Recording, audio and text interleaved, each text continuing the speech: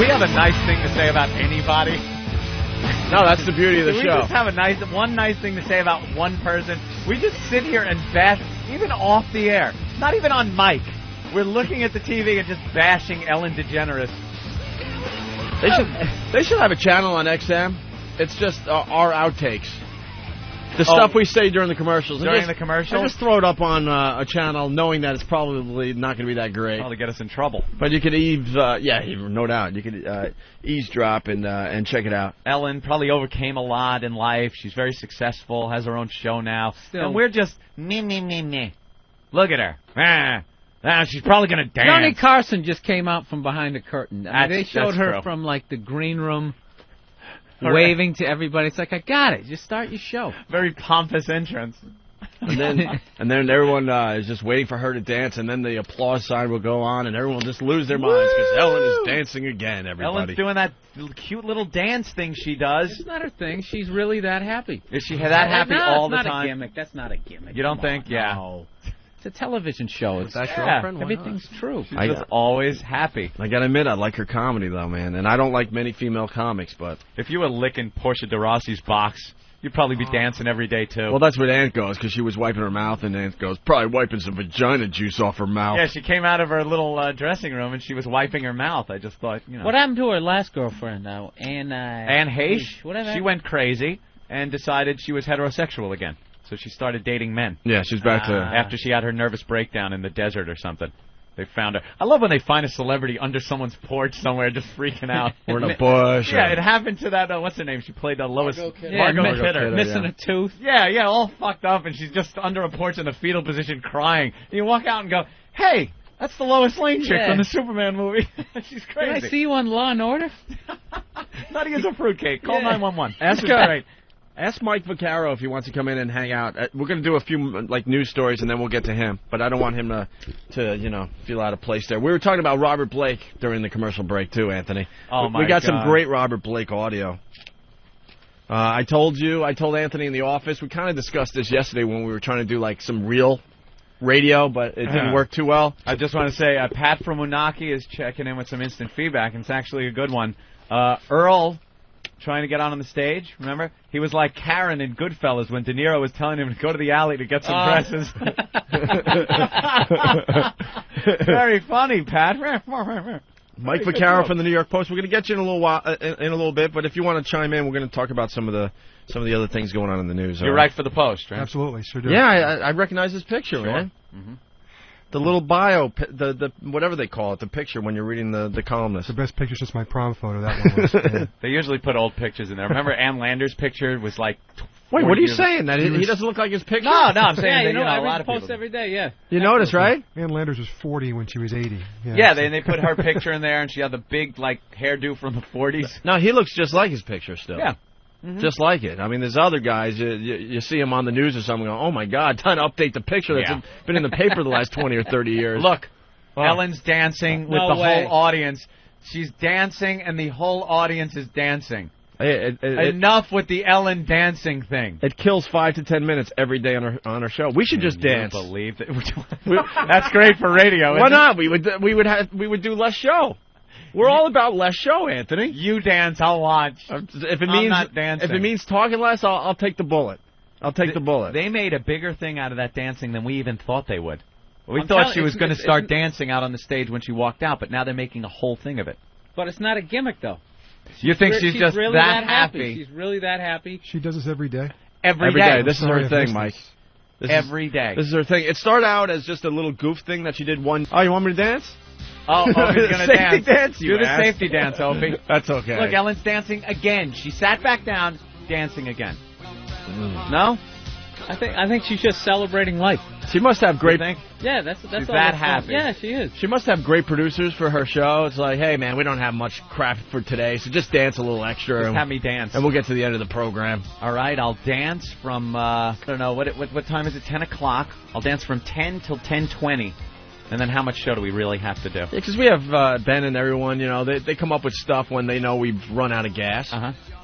So you got to think the producers on that show. Just dance a little more, and we'll get to the rolling of the credits. I'm sure Tony will rip this off like he does with every other thing on his show. Hey, you could call me Tony Danza. That's what I'll do. I'll just come out, I'll dance a little bit. It'll be great, huh? Tony Danza. We haven't played audio that from segment. We haven't played audio from Tony Danza in a long time. Oh, we should do that next week. You know something? I was watching the other day, and he was doing more. They would just applaud anything during his monologue. Yeah.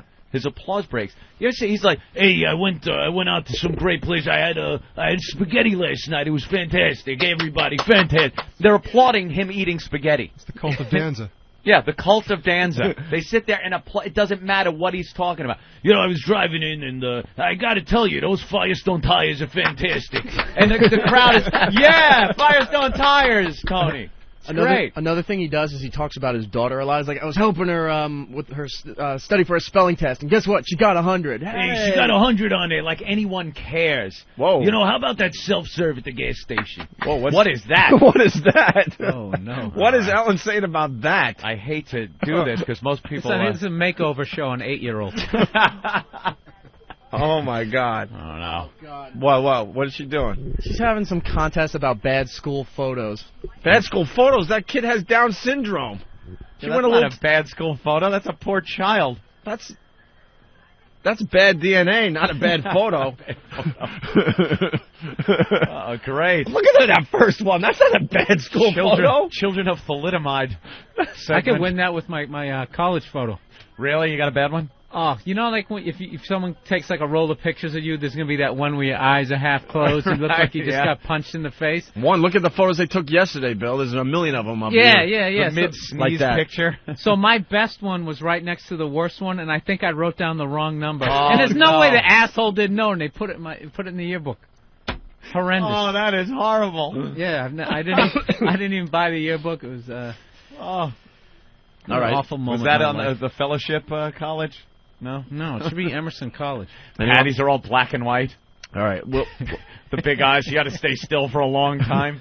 We got audio of Robert Blake after his verdict. Shut up. Robert Blake. Mike, were you following this case at all? The Robert Blake case? I know you're more into sports, but as little as possible. But but the verdict did interest me. Well, it took 4 or 5 years, right? I'm surprised it took as long as it did. They pretty much got the OJ thing through with. It was pretty quick. What happened to your right to a speedy trial? To a speedy trial, I would think they could throw the case out just to the fact that it took so goddamn long to bring this to trial. It was on the air longer than Baretta was, I think. Yeah, right? Absolutely. Baretta. He was acting like Baretta at the press conferences, too. He was throwing out some little things. Was the sparrow there? His little cockatoo on his... Yeah, now that he's free, he's going back to the tough guy. He's a little cocky. Now he's back to the tough guy. He looked very wimpy and scared for the last 4 years. Mm-hmm. And then he kind of was crying and laughing at the same time when they announced that he was not guilty. And I told Anthony, we came in a couple days ago, and the jury was still out. I looked right at Anthony. I'm like, done. He's getting off. It took way too long. The problem people have is this conception that the jury finds you guilty or not guilty of a crime. It's not true. When a jury finds you guilty of a crime, or like Baretta, they find him innocent, it's not that you didn't do it. You just didn't leave enough evidence for them to find you guilty of it. What I like is that people said that famous people get off, and I want to know is, does he really qualify as a famous person anymore? What was the last thing he really did that people really paid attention to? Lost Highway. Do you know? Wasn't he in the Little Rascals way back when? The Little Rascals, good. And Baretta. And Baretta, that's it. After that, it was just little roles, and no one really cared about him. All right. Well, we got some audio of Robert Blake after the verdict here. Let's listen in. You've interviewed my friends. You've interviewed producers that work for me. You've interviewed distant relatives and close, immediate relatives. You've interviewed, hey, I lived in his house. I know him inside out. Well, guess what? They're all liars. And about half of them are Commode Scum. Who are out to hustle you, to make a buck. In the streets. And that's over the name my of that tune. hopefully dead ass. Well, they missed their bet. God. You're Commode Scum. Right, look. Freeze, Commode Scum. Pulls out his piece. He should just shut his mouth and go home. Yeah. He did it. There's no doubt in my mind the guy did it. I never pulled a rod out on that dame. That sounded like a Baretta monologue, didn't it? Yeah, it did. It was one of his monologues. He was telling the old rummy Commode Scum? What's Commode Scum? You're Commode Scum. Look here, Rummy. You ain't never seen me pull a rod on no broad. Go home and keep your trap shut. He knows he did it. He got lucky. Well, he did get lucky. He had somebody do it. You think somebody did it? Like, I'm going to go into the restaurant, blow our brains out, leave, and then I'll come out and go, oh, my God. If he didn't do it, he knows who did. I mean, yeah. What are the odds of that? I hate my wife. I'm going to kill you. I wish you were dead. Oh, how convenient. Yeah, when I went back into out the for restaurant and I came back, thank God. Someone anonymously just shot her for no reason whatsoever. Yeah. Left, was never caught. If things would have gone differently, I think he would have given the same speech at Cell Block B last night, too. I don't think so. Why don't you just sit and wait for the sports segment? I like that one. It was all right. That was good, right, Bill? Hey, brought him in early. He's got to make his teasing. comments. I think there's a little tension between Mike Vaccaro from the New York Post and Anthony. No tension at all. Are you a Red Sox fan? Me, no. I'm straight down the middle. I actually grew up a Mets fan. Oh, really? I'm kind of cute. I think Mets fans are very cute. They're all like, I like everyone. I think that's I'm what a Mets fan. Ant's picking up on, and now you made him blush. He's turning very red. No, they chant Bill Buckner at us Red Sox fans. Well, that's true. But they'll always have that to hold over the Sox. Yeah, but now it's funny. After last year, I actually saw a picture of it. Someone held it up. And now it's funny. Now you guys can get over now that it. we won, it's over. As long as they don't say 1918 Babe Ruth. Yeah. Whatever. I know it does suck that that's gone. No, it doesn't. It's kind of fun to have that. Oh, it's wonderful. Yeah. All right, let's play another clip from Robert Blake after the verdict. I wasn't concentrating on the verdict. I was concentrating on my grandbaby being born healthy and strong. Lies. If that sounds crazy, people have always said I'm crazy. And that's all right, just so I ain't a fool. What? Huh? What? I think he thought he was going to get convicted, so he didn't have this speech prepared. He didn't have like an I'm acquitted speech? Yeah, he just kind of winged it. Look, I may be going away for a lot of years, but... Oh, wait, wrong speech. You know, you can lock me up and throw away the key, but I'm... Wait, he just winged it. Yeah, he pretty much blew off everyone in Hollywood, calling them asses and Commode Scum. So he figured he'd be in prison. He's not doing movies. Now he's not going to get another job. And when I find Jerry, God brought him into my life. His lawyer. He'll never be rich. I thought he meant Seinfeld. And he'll never be famous. Because he don't know nothing about money, and he has no idea what to do with you people. But by God, he can save lives, and that'll keep him warm on any cold night in his life. What an ass. That's it. He's kind of insulting his lawyer. He don't know nothing. I ain't going to pay him. My lawyer's an idiot. He's a babbling buffoon. They were talking in the paper how much money he spent on his case. 10 mil? Something like that. I think the lawyer made a pretty penny off Robert Blake. A pretty penny. A pretty penny, yeah. You're talking like he... Well... He made a pretty penny off of me. Protecting me against that Commode Scum. Did you see Access Hollywood? How they handled that whole thing? You just got off murder, still a woman has died, and then just like, is Robert Blake employable? And they were just asking people around Hollywood, Drew Barrymore, what do you think? And they're just sitting there like, but I don't think I'm qualified to answer that question. One of Anthony's new impressions, he imitates like these stupid tabloid shows. Oh, that's the Access Hollywood. Celebrity Justice, right? Was it Celebrity Justice? I think with the girl with the real hack voice? Yeah. Oh, do we have Celebrity Justice music or Access Hollywood music? One of those shows? I love those shows. They come on and just babble about things like the Robert Blake trial and things like that. Not even the important aspects of it. Is he employable? That somebody's dead. Yeah, someone's dead. This woman's still dead, and they talk about, is he employable? Will he start coloring his hair? A love story or action flicks? What direction? What direction will Robert Blake take? Robert Blake! He's been acquitted of murdering his wife. Now, how will Hollywood respond to this former child actor? That hack voice. That hack voice. We've talked to other celebrities that have worked with him in the past. Now, will they once again put Robert Blake in front of the cameras? We'll find out on Access Hollywood. Oh, that awful voice. They put the hot chick, the low-cut shirt. She's talking about someone that's dead. Pretty much a murder happened. She don't care. Will Robert Blake appear in an episode of The O.C.? Rumor has it he's going to take on the role of an angry grandfather in The O.C. We'll talk to producers of The O.C. Horrible. They just don't care about the meat and potatoes of it, that someone's dead, and he probably did it. Camera. We took our all-access cameras behind the scenes in the courtroom to talk to Robert Blake. We didn't understand a word this cuke was saying. And they always tie it into a Britney Spears story or something. It's just, what? I thought you were talking about Blake. Yeah. And that's the name of that tune. And speaking of tunes, a new one by Christina Aguilera. Here's more Robert Blake. I'm going to get a job. I'm broke. Right now I couldn't buy spats for a hummingbird. What did Johnny Cochran say? What? You're innocent until proven broke.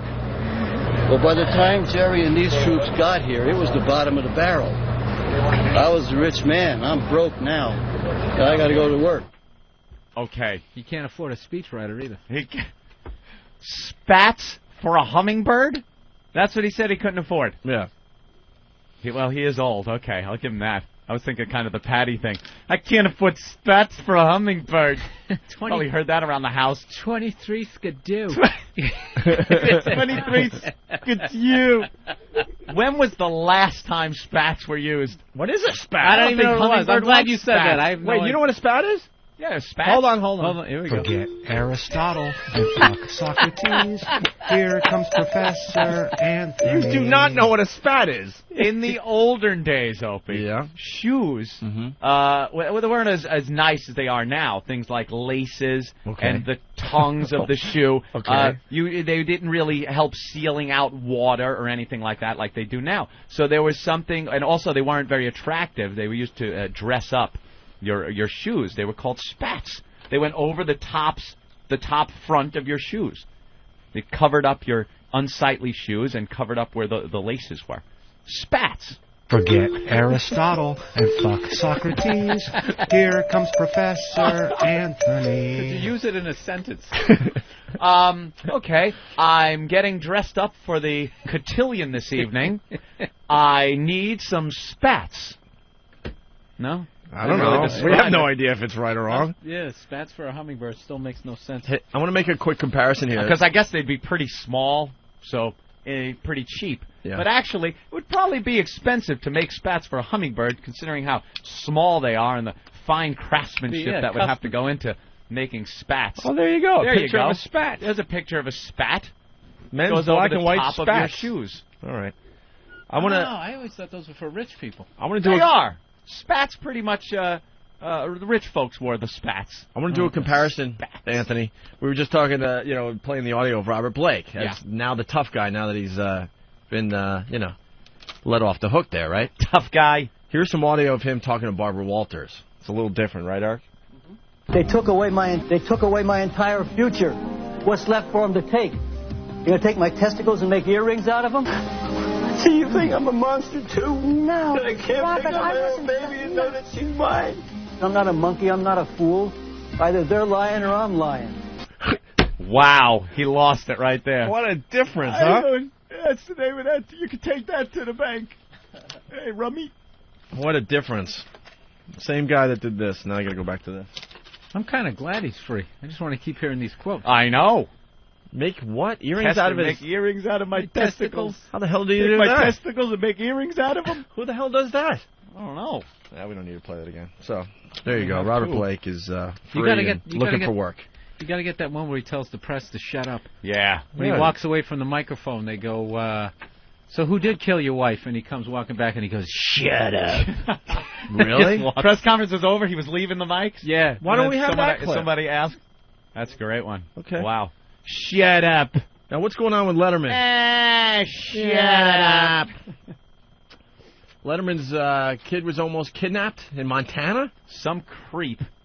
Some guy that was painting his ranch. He has a ranch in Montana, David Letterman. And his nanny and little kid. A kidnapping of David Letterman's ranch? A painter is now a suspect in a kidnapping of David Letterman's child and his nanny.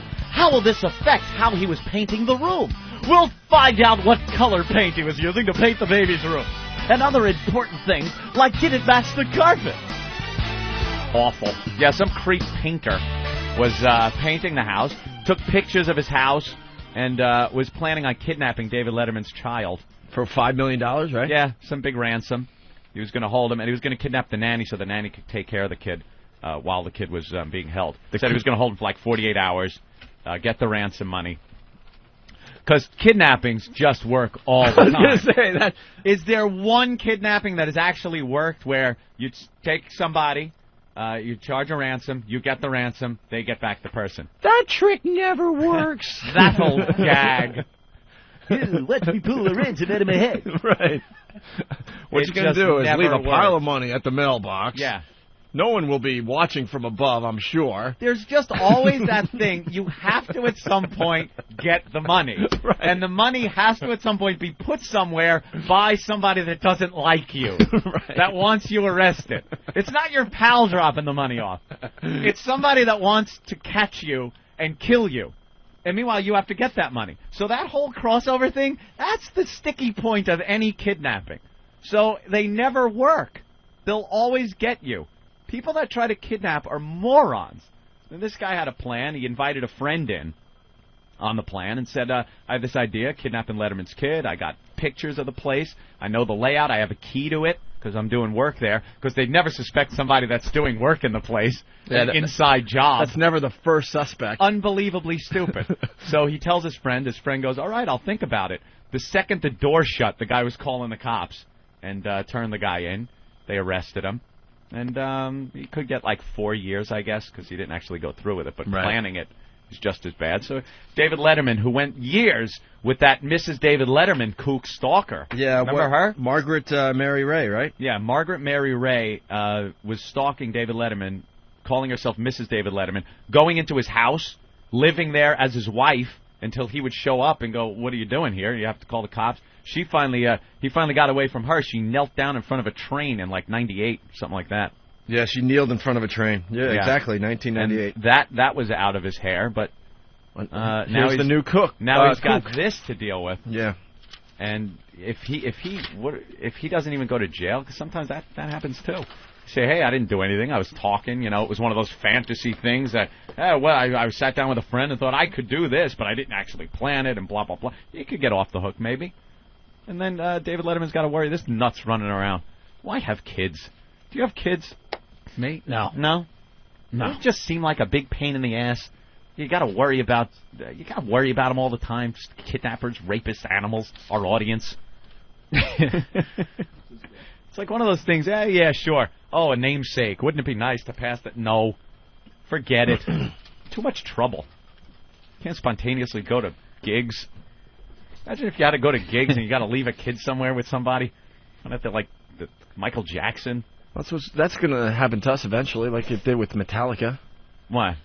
We'll have kids, and we'll do these road shows, and there'll be a little area where the kids play while we look at boobies on stage. A little playpen yeah. off the stage.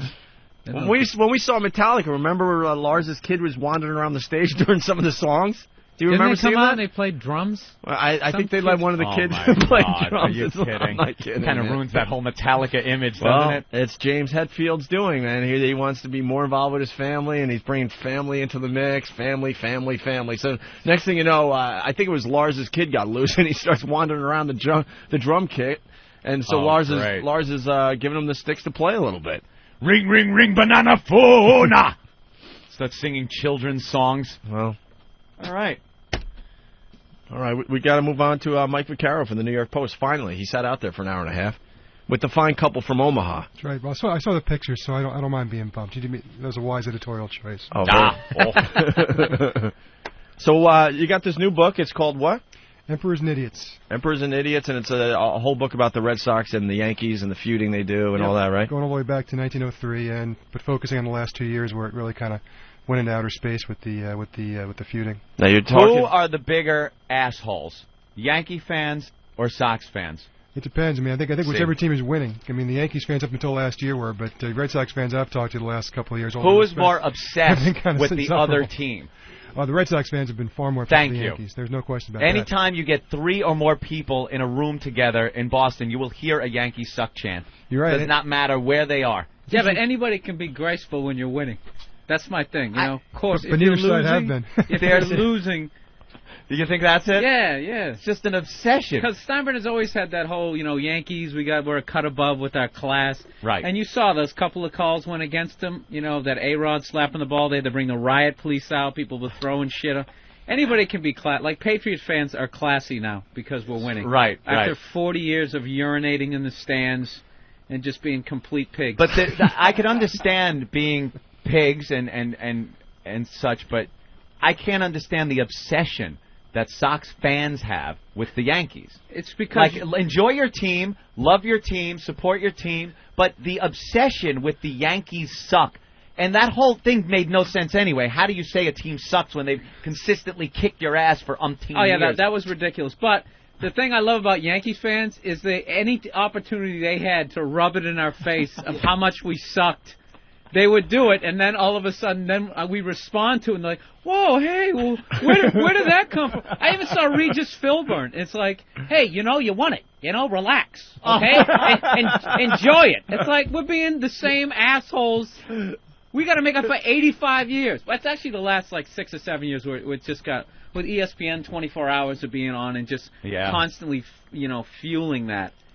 It just got out of control. Yeah. The Yankee fans need a new chant now. I mean, they can't go with 1918 anymore. 1918 was always a big one, I guess but you got to go back to Red Sox suck. I mean, it's unless I can think of something better. Other people have, had to deal with that and have overcome. I remember, the Islander fans used to just taunt the Rangers with 1940. That one. Yeah. I mean, it's always nice when you could have a year that was, when Patty was in college, some way back older times, but now that's gone. I'm hoping the Sox fans are going to have the brains to chant year 2000. Even though it's of stupid, course they will. It's only been 5 years. That is funny. But it's just, that is very because funny. When the Rangers won the Stanley Cup, I forgot the last year the Islanders won it. Maybe Mike. 83. I think. 83. They started the 1983 chant. Yeah. It's not quite as. It doesn't have quite a ring to it. But they will definitely. Not even off the tongue. They will definitely start the 2000 chant. Oh, yeah. And opening day it starts. But I like that version of year 2000. Year 2000. You got to make it fit. Year 2000. The best Ranger chant for the Islanders is Potvin beats his wife. Oh, that was a good one. Anytime he was on the ice. Well, no, he retired 20 years ago, and they still have that chant. Still do it. Yeah. Amazing. Just brutal people out there. So the book goes back to 1903, talking about the feud between the Yankees and the Red Sox. That's right. Yeah, I mean the second game the two teams ever played against each other, there was a collision at first base, and they almost had a brawl. This was at a time when you had tough guy baseball players never got into a fight over things on a baseball field, and these two teams almost did. So I guess that kind of sowed the seeds a little bit. But nothing like we've seen the last couple of years. Every time you go to a baseball game now between these two teams, it's like going to a NASCAR event. You kind of hope for a crash, and maybe if a race breaks out, that's fine too. It's the same thing with these two teams. Going to be trading a little paint, as they say. That's right. Last year, you think everything's gone on in the 2003 playoff series. Last year, you show up at Fenway Park, and suddenly A-Rod and Baretta are at each other's throat, literally. And you kind of look at each other, every time you think that it's gotten more surreal, something else happens. Right. Mm-hmm. Love it. Do you think that's good or bad? I mean, I think it's great. I mean, I think it'd be bad if it got to be a thing where it was every inning there was something. But I do think the fact that the teams kind of show that they hate each other as much as the fans have shown they hate each other. They really do. There is just a hatred there. I mean, especially with A-Rod. I mean, it was funny during spring training. They would go up and down the Red Sox locker room and say, "Why do you hate A-Rod? Why do you hate A-Rod? Why do you hate A-Rod?" And the Red Sox, being the Red Sox, they pretty much gave a 10-minute long sermon every day. Because he didn't come here to the Sox. Right. That's pretty much it. Well, that and last year he had that great picture of him slapping the ball out of Bronson Arroyo's hands, which is kind of the picture that Red Sox fans love to see because it was A-Rod and because it was the Yankees. I think that was a bad call. I think you should have been safe. I gotta admit, I didn't know you couldn't do that. Yeah, why not? You can't do that? I did that in school. It was like when I was playing baseball. You whack it, you call him a dick, and you're on first. And as a Red Sox fan, you had to think that was the way it was going to happen last year. That was how they were going to lose it because it was. Oh yeah, it always happens on that. Yeah, there had to be something Yankee stupid. They've pulled pop flies into the stands. The umpires, it's like wrestling. They just don't see it. Home run! That's a home run, everybody. Like wrestling. Well, the great one earlier in that game. Remember there was the home run that hit the guy in the bleachers in the chest. Yeah. And the umpire didn't see it hit him in the chest. I mean, that's the kind of thing that always happens to the Yankees. Only they usually keep the calls. Yeah, and this year we finally got the calls, but I mean, I don't know. The amount of guys that they can go out and get every year. Well, they had a rough off season, man. David Wells isn't going to do anything for the Sox. Be honest. You never know. You lose Pedro and you get David Wells? That's what I would think, yeah. I mean, come on. You got to be honest about that. And I'm not a Yankee fan. I'm more of a Met fan. Well, and we won it last year, so it's just like... I'd rather crazy. see the Sox win it over the Yankees, but... Ugh. I'm just hoping the Yankees don't come back and win it this year, so they can be everything's back to got normal. that over with. Yeah, 2004, whatever. Oh God, here it goes again. Just give me a couple of years. You want a little bit? Because you know what's going to happen. I mean, every year they pick up like 2 first ballot Hall of Famers, and then like a Kenny Lofton. He's like garbage to them. It's just like you walk into the Yankees clubhouse, it's like walking into a live-action rotisserie draft. I mean, everybody, or an all-star game. It's amazing. Yeah, well, you know something? And the way it happened last year, if it would have been a bunch of nice, close games, it would have gone right up to the last game. But the way the Yankees just choked and just lost, it was it was in the stars the Yankees were supposed to win.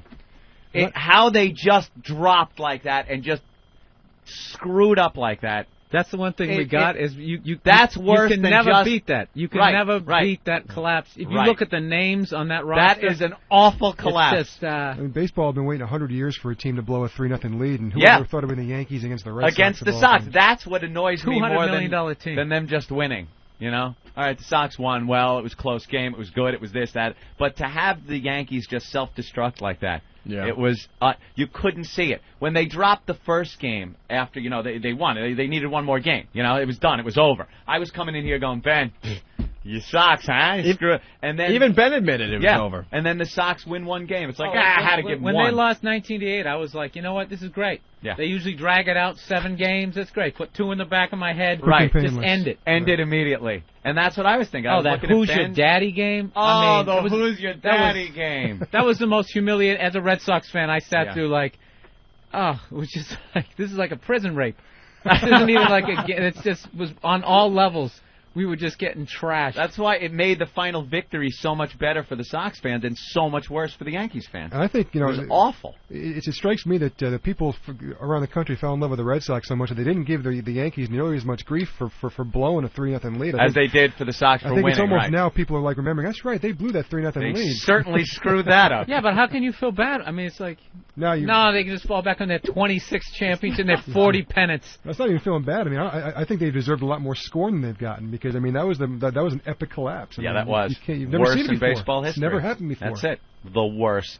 And now at the opening day that we're going to be at, they get to get their rings right there in front of the Yankees. Well, I think the Yankees, they're like experts at like the media thing, because if they came out and all started pointing fingers and screaming at each other, they didn't. They just kept going like, the Red Sox were the better team. Yeah. They deserve to win it. It's like the Stepford team. Yeah, and they just shut up. You know the Yankees, they all got the same haircut. Media no one can have a mustache. We got Mr. Steinbrenner is a wonderful individual. That's the only thing because they talk all kinds of shit. Of course. Let's go to Matt in Boston. Matt? Not in the press, though. Hey. Hey. Hey. Hey, Anthony. Yeah. Y2K. Uh-oh.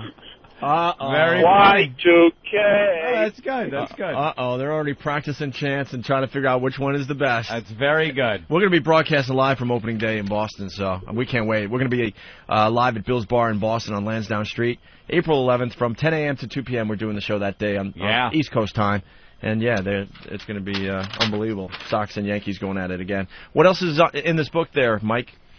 Well, I mean, there's a chapter dedicated to all the brawls that have happened all through history, and there have been some crazy ones. I mean, the one that still I think sticks with everybody's mind is the one when Pedro dropped Zim, and that's actually the cover of the book. So. Oh, it is? Because I mean, even though those two guys, the Zim's not a Yankee anymore and Pedro's not a Red Sox. I mean, it's almost like that picture kind of symbolizes the whole thing. Yeah, he was just pushing him away. Yeah. They made it sound like he just clocked him in the face. He was like pushing the old. Codger. It was like a bull charging. He was just kind of pushing him out of the way. Yeah, he had 3 options. You either like run away. Yeah. You look like the biggest pussy ever. Yeah, because a 65-year-old guy is running after you, or whatever. You just stand there and let the oldest guy on the other team bitch slap your ace pitcher. Right. Or you grab him by his big Macy's Day Parade head and toss him to the ground like a lawn dart. You made the right decision. You know something? Put like that, you absolutely are right. I'm with Bill on this. That was the funniest thing of all, was watching Don Zimmer lumber over. I mean, because you could see it was almost happening in slow motion. Oh. And Pedro couldn't believe what he was seeing. All of a sudden, that look look of confusion, like Is this old guy rushing me? Yeah. What the hell? And he did. He just grabbed his big head and he kind of pushed him aside. Yeah, he was put in a bad position. What a great clip that was. But it was almost a great sense of timing because he had his momentum of a 90-year-old 200-pound man. And all of a sudden, just all he had to do was like tap him, and he just slightly out of the way. He did a little Mannix roll for him. That and it was divot great. is still in the grass there, the dugout. From his big head. That's great. Any other fights? Like maybe an older one that was well, I mean, something. There was one that took place between Billy Martin and Jimmy Pearsall back in the day. Talk about two crazy guys. And I mean, the long and the short of the argument is that Billy Martin had made a video for kids that spring how to slide into second base. And of course, in making the video, he broke his ankle sliding into second base, which is perfect. So Pearsall, who drunk, Pearsall, who spent some time in a nut house. I mean, started getting on him one day and started pretending like he was taking a picture of him, and Martin just went crazy man. and invited him to the dugout. And as with most of Martin's fights, he took one punch and the guy was on the ground. But that was probably the most volatile of them. And then Carlton Fisk and Thurman Munson back in the 70s, every time they got together, it seemed like it was 15 rounds, which two great catchers, and they hated each other beyond words. I miss Billy Martin. Oh yeah, that guy. That guy provided endless material for you. Great entertainment, man. Yeah. Remember the time you thought him and Jackson were going to go at it? At Fenway Park too. That happened at Fenway. Yeah. They pulled him out of the game because he didn't hustle on that. Right. And then Reggie's right in his face, and Billy. You thought that they never. I don't think they swung though, right? They never did, but only because the coaches took him from behind. And made sure they didn't. But there's no question that Billy would have taken a swing at that guy. No question. Definitely my favorite Yankee. Yeah, that's my favorite. Yeah. Reggie or Billy? Billy. Okay. Billy Martin. Oh, I hated Reggie Jackson back in the day, but it's just when he's playing. But now you look back, you got to respect the guy. He was unbelievable. Yeah. So what about the steroids there, Mike? Wasn't yesterday something else? I mean, we got clips. We got a lot of clips. God. Sam McGuire. I don't know if I want to hear this. Losing it. Did he cry in his opening statement? Yeah, I mean, which is incredible because it's the guy's been known to cry more than Mike Schmidt now, and to cry over what he was crying about. I know, it was a little weird. It was like, what is he? This isn't that big a deal. He was reciting a sentence, and it was causing him to get all upset. That was crazy. And it was on TV, yes, that you could not get away from it. Every channel, boom, boom. It's like McGuire just crying. It's like when he knocked the home runs out. They showed montages of all of his home runs going over the wall. It was him crying. That's why he's crying, because they think it's going to taint it. Obviously, that's what he was thinking, and that's why he didn't answer their question. Well, they asked him. If any of us in this room went before that board and decided to explain why he wasn't answering the questions, as opposed to just taking the fifth, what would happen to any of us? I mean, it's amazing how arrogant ball players can become when they realize they have no idea what what they room asked they're him, in. "Are you taking the fifth?" And he didn't even say yes or no to that. No, he didn't. He didn't answer to whether he was taking the fifth or not. Right. He just said, "I'm not going to talk about my past. I'm not going to say yes or no," and he gave reasons why yes is bad and no is bad. And meanwhile, the other guy's like, "I never did steroids, never ever. That motherfucker sitting over there is a liar." Jose Canseco. What an idiot! Sitting there with that huge. You see the size of his shoulders? Yeah. Yeah, he's still taking them. He's still taking I don't think steroids. he's on the wagon at all. No. He is still taking them. The guy is giant. It just helps him take out the trash. He doesn't break down around November when all that holiday trash comes in. He needs to stay in shape. That upper body, man. Well, let's go to the statement from Mark McGuire, the opening statement. My name is Mark McGuire. I played the game of baseball since I was 9 years old. I was privileged to be able to play 15 years in the major leagues. I even had the honor of representing my country in the 1984 Olympic baseball team. I love and respect our national pastime. I will do everything in my power to help the game, its players, and fans. First and foremost, my heart goes out to every parent whose son or daughter were victims of steroid use. Oh, no. Yeah. I hope that these hearings can prevent other families from suffering. Come on, Mark. Hold it together, baby. Oh, please. Hang in there, buddy. Hang in there. Come on, you can do it, buddy.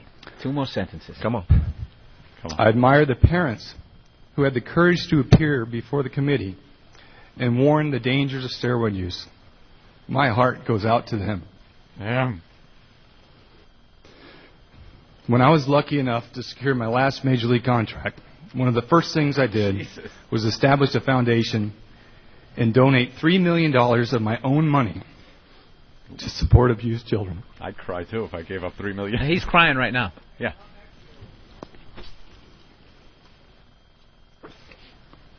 Oh boy. Oh, come on. I applaud the work of the committee in exposing this problem so that the dangers are clearly understood. There has been a problem with steroid use in baseball. Like any sport, where there is pressure to perform at the highest level, and there has been no testing to control performance-enhancing drugs, problems develop. It is a problem, and that needs to be addressed. Most importantly, every Little Leaguer, Pony League, high school, college player needs to understand that performance-enhancing drugs of any kind can be dangerous. I will use whatever influence and popularity that I have to discourage young athletes from taking any drug that is not recommended by a doctor. What I will not do, however, is participate in naming names and implicating my friends and teammates. I've always been a team player. I have never been a person who spread rumors or said things about teammates that could hurt them. Yeah, Jose. Oh, God, he's breaking up again. I do not sit in judgment of other players. Jose. Whether it deals with their sexual preference, their marital problems, or other personal habits. You know, Jose's just twitching over in the corner. He doesn't. Including whether or not they use chemical substance. Yeah. That has never been my style, and I do not intend to change this just because the cameras are turned on. Nor do I intend to dignify Mr. Canseco's book. It should be enough that you consider the source of the statements in the book. Ooh. And that many inconsistencies and contradictions have already been raised. His lips are real dry. I've been advised that my testimony here could be used to harm friends and respected teammates, or that some ambitious prosecutor can use convicted criminals who would do and say anything to solve their own problems. Convicted criminals. And create jeopardy for my friends. Asking me or any other player to answer questions about who took steroids in front of television cameras will not solve the problem. If a player answers no, he simply will not be believed. If he answers yes, he risks public scorn and endless government investigations. My lawyers have advised me that I cannot answer these questions without jeopardizing my friends, my family, and myself. I intend to follow their advice. It is my understanding that Major League Baseball and the Players Union have taken steps to address the steroid issue. If these policies need to be strengthened, I would support that. What's the hip-hop music? I appreciate the difficult job you have What is that? as congressmen and congresswomen. It's just about over. And will use this opportunity to dedicate myself to this problem.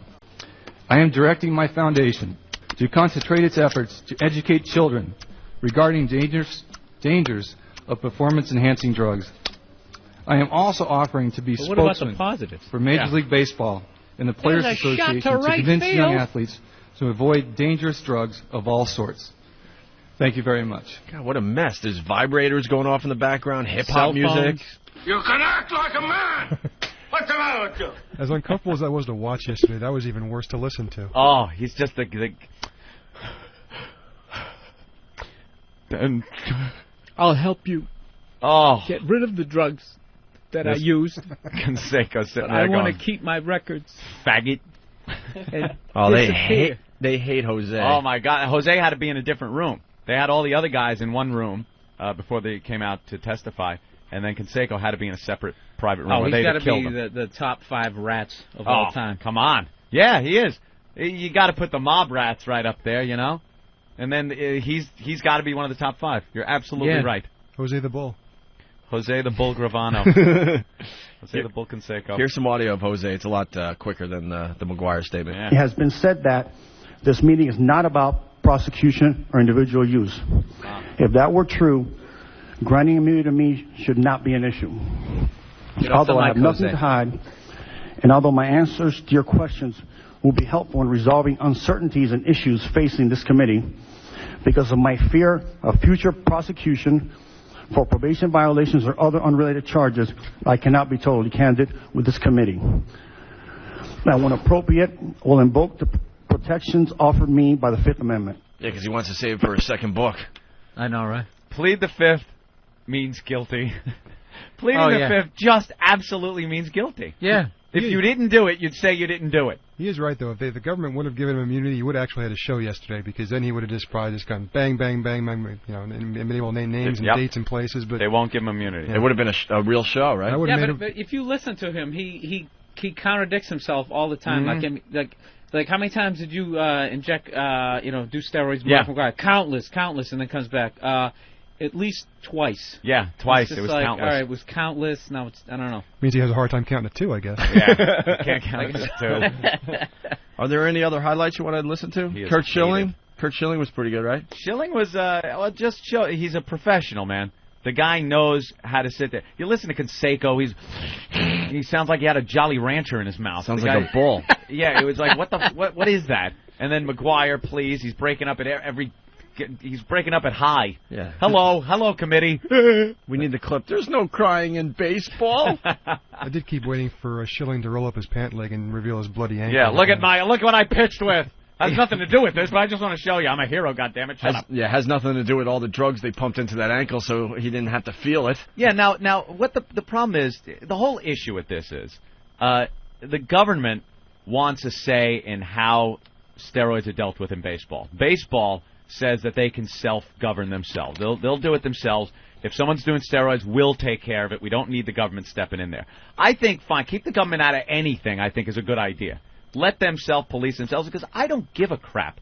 What is the problem if some guy wants to do steroids to make himself a better ball player? It makes more entertaining games. You watch him smash that ball out of the park, I'm fine with it. Because the kids look up to these players, Anthony. Shut up with the kids. That's what they're saying, right, goddamn Mike? kids are ruining this country. I agree. Why can't us as adults have any type of entertainment whatsoever without having to worry how it's going to affect the children? Right, I agree with Anthony. I mean, the fact is that if baseball fills an issue, then they should deal with the issue. I mean, I can't imagine that this really affects somebody in Peoria very much. They're also saying if someone's doing steroids, we'll deal with it.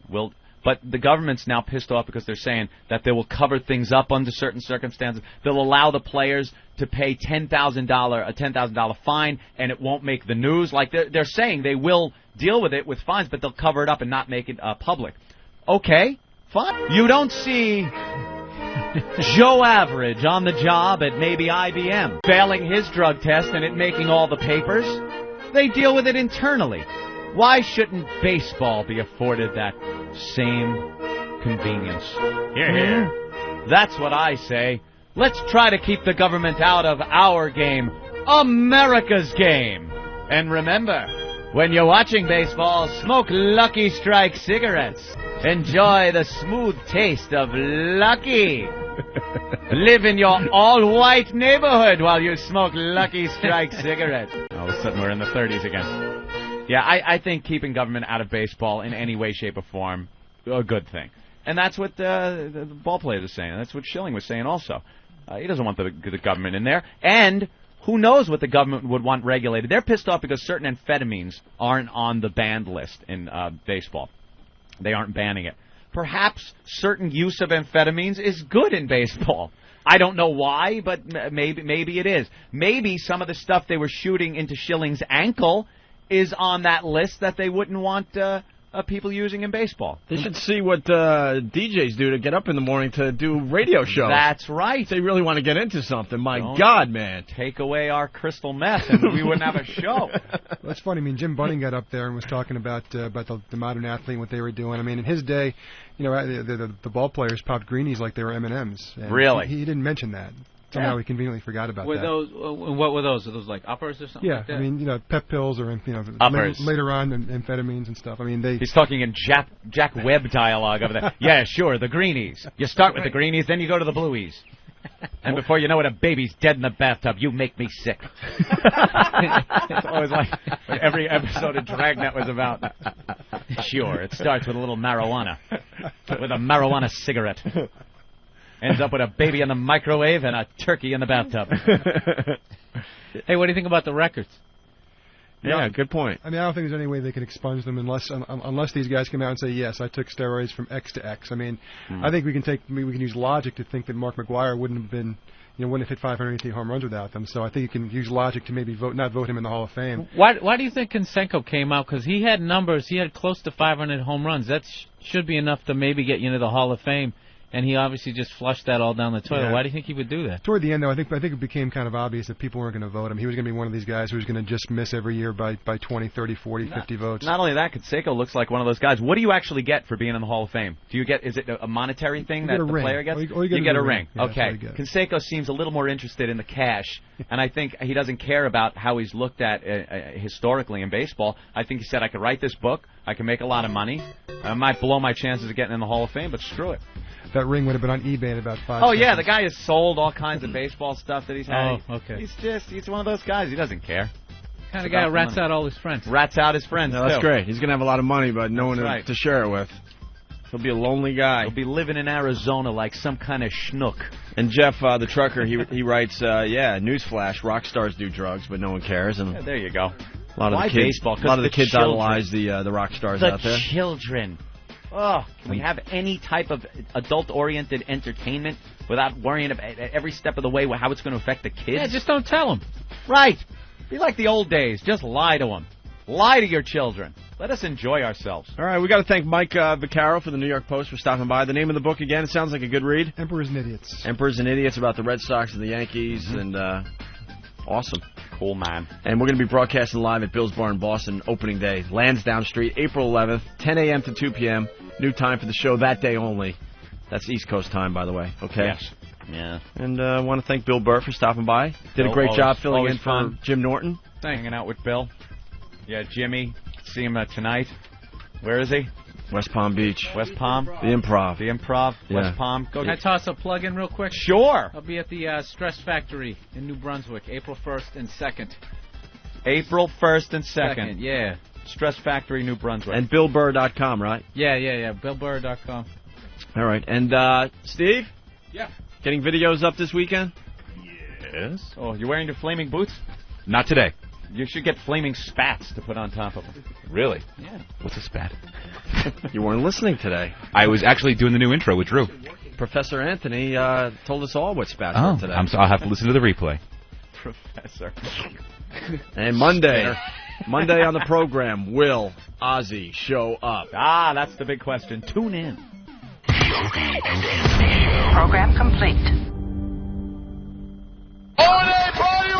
A return to Boston. Yes. Monday, April 11th.